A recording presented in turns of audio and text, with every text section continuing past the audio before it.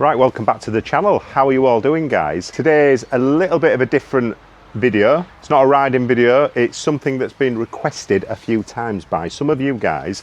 Just a bit of a walk around vid of my Fireblade. So I'm just going to run through some of the specifications of the bike and just give you a detailed look. So we're going to put the cam on the chest and walk around and talk about this gorgeous CBR1000RR-R.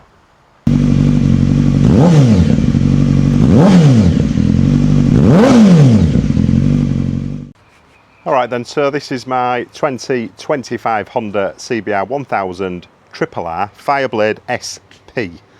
Yeah, it's a bit of a mouthful, isn't it? But this thing is basically a MotoGP bike with lights and a number plate.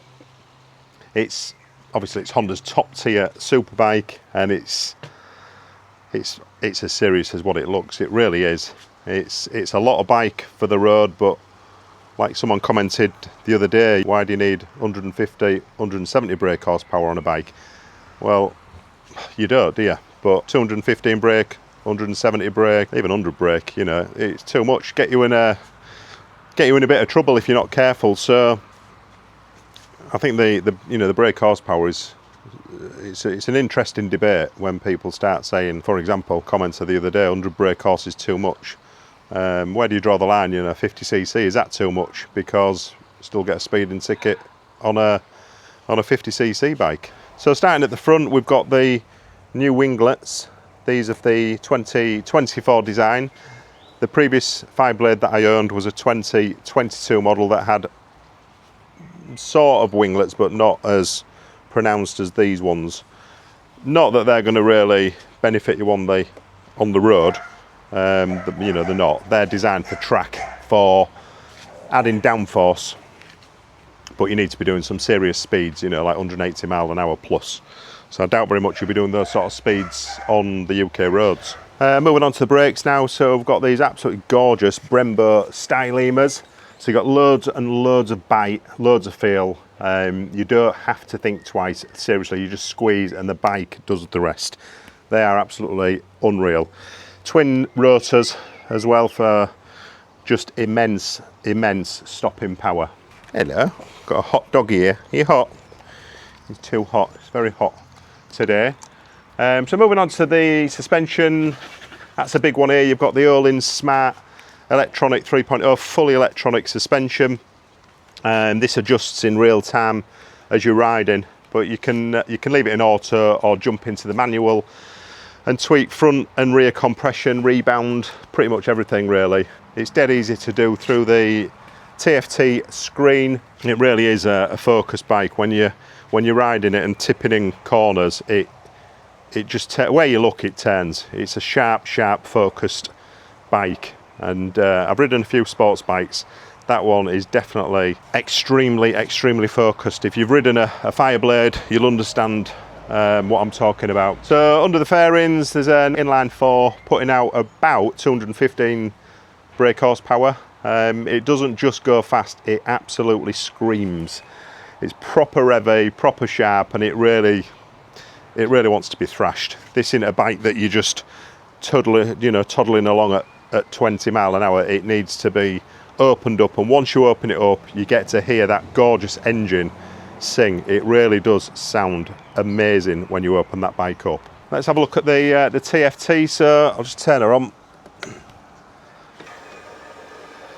So it's all business here. We've got a big TFT dash here, loads of rider modes, traction control, wheelie control, engine braking. I mean, you name it, it's got a setting for it. The quick shifter and the auto blipper round here, super smooth. It really is smooth. Up, down, obviously no clutch needed. Well, you can ride it with clutch, but I'll ride the bike a lot with the quick shifter and the auto blipper down. It is super quick. You can change the quick shifter settings on the computer as well, so you can have it hard, soft or medium feel when you're knocking down the gears. I've currently got it set in soft. I quite like that, but if you want a more aggressive feel when you're shifting down or up, you I'd suggest putting that into the hard setting. So the rear of the bike, it's pretty minimalistic. It's typical Fireblade. It's got the slim LED tail light here, and it's got that aggressive stance. I love the way it just tapers off to a nice point here. It really looks cool, that. And it's got that signature single seat look. I've got the Honda cowl on here, which just finishes the bike. I mean, why you'd want to take a pillion on this bike, I'm not sure, but you know, it's a track weapon. It's not a touring machine. So if you're buying a bike like this, I don't think you're going to be taking pillion. So the bike looks miles better with a cowl on the back as well, you know, as opposed to the single pillion seat. So they came off when I bought the bike. So did the rear pegs, and I put the Evotech exhaust hanger on. So what's it like to live with? Well, I'll be honest, it's probably not for everybody. It is quite a stiff ride, extremely focused, and a bit much for probably casual road riding. But if you've got the skills and you're doing track days, it's unreal. I mean, I need to do some track days. I really want to take this on track.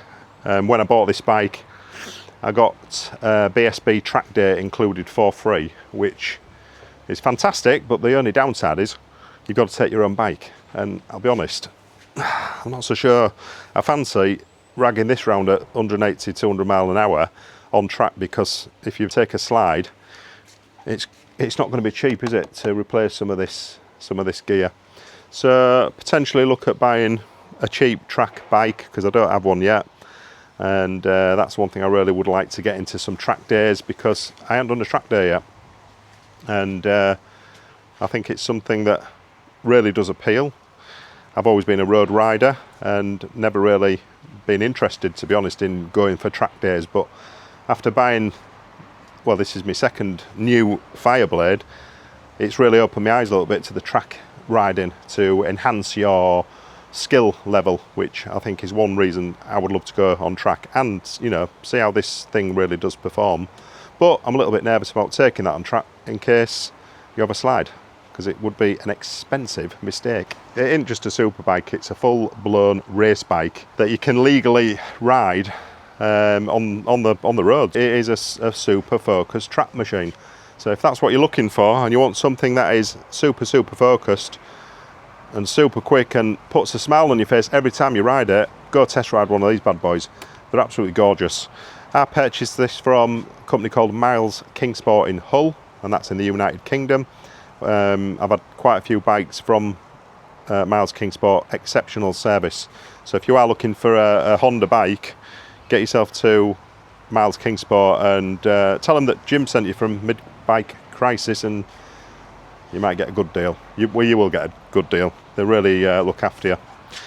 And what else? So the exhaust, with this being the SP model, comes with the standard titanium Akrapovic exhaust, which sounds okay, but I opted for the aftermarket Akrapovic black carbon, which eliminates the servo motor, which is usually housed here. You pull that out, and then the exhaust can breathe, basically, and the bike, the engine can breathe. One downside of this can is there's no baffle, so it's borderline a little bit too loud. And if you watch my videos, you'll see that I've been a little bit in and out with this exhaust, putting the standard back on, opening the valves, doing that as a mod, putting the cam back on, taking it off. And one thing I realised is not wearing earplugs, because I never ride with earplugs. That was a contributing factor to this exhaust getting on my nerves. So I bought some really good earplugs. I am going to get some custom fit earplugs, and that's really manageable now, and it looks a million times better than stock. A lot of people say keep the bike stock. A lot of people say they love that can. That I prefer the look of aesthetically, but it was just borderline a bit loud.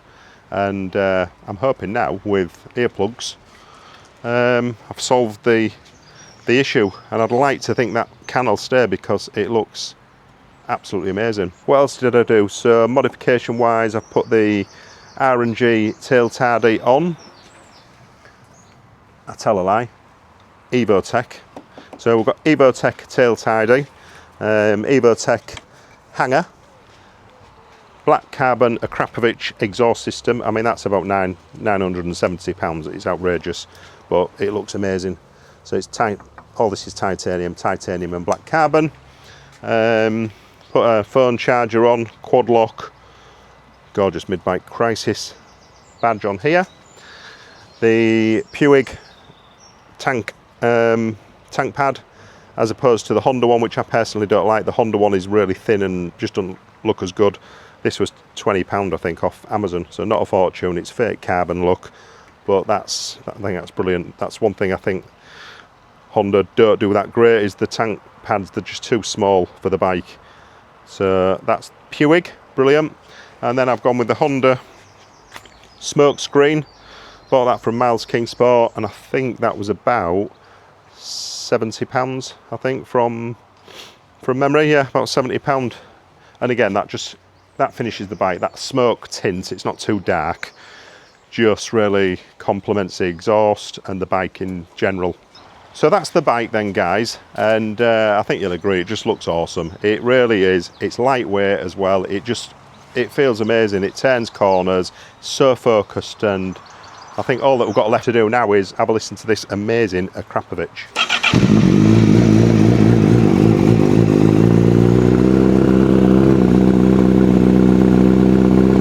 Just sounds amazing. Honestly, it's got so much aggression. If you like reasonably loud exhaust, I'd recommend that system. It sounds brilliant. And that's loud enough. I mean, imagine having a decat, the cat's still in that, and I speak to people who have decatted and put headers on, and that full system's about £2,500 versus about £1,000 for that half system, if you like. But the full decat version, it must be incredibly loud. That's loud enough for me. Obviously, you get the boosting sound when you start the bike, but it turns down. It's not too bad. But listen to this, it just sounds wicked. Sounds beautiful. So nice. So nice. Beautiful. So there you go, guys. That's my 2025 Honda Fireblade. Hope you've enjoyed that little POV look and walk around. Make sure you like and subscribe, and please, if you do like the videos, please do hit the subscribe button, because there's quite a lot of people, after looking at the statistics, that watch the videos but don't subscribe. Now, it's free to subscribe, there's no cost. Just hit the subscribe button, it really helps the channel grow. Drop a comment down below, let me know what you think to the Fireblade, and have you had one? Do you own one? Would you like one? Let me know in the comments. That's it for now, guys. This has been Jim at Mid-Bike Crisis, and ride safe. I'll catch you all on the next video.